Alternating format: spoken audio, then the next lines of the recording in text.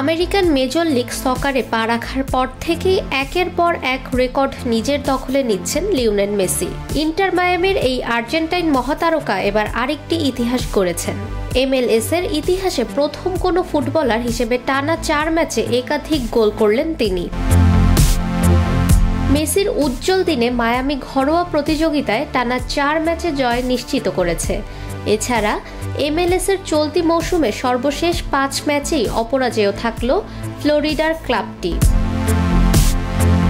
ম্যাচের 27তম মিনিটে মায়ামির পক্ষে গোলের সূচনা করেন মেসি।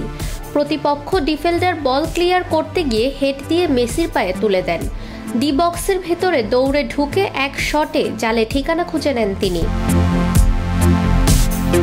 ম্যাচে ফেরার একাধিক সুযোগ পেলেও কাজে লাগাতে পারছিল না নিউ ইংল্যান্ড। ফিনিশিংয়ের দুর্বলতায় তাদের অপেক্ষা 80 মিনিট পর্যন্ত দীর্ঘায়িত হয়। এরপর আর সমতায় ফেরার মতো কার্যকর কিছু করতে পারেনি স্বাগতিক দলটি। বিপরীতে ফিফা ক্লাব বিশ্বকাপের পর টানা দ্বিতীয় ম্যাচে জয় তুলে নিল মায়ামি।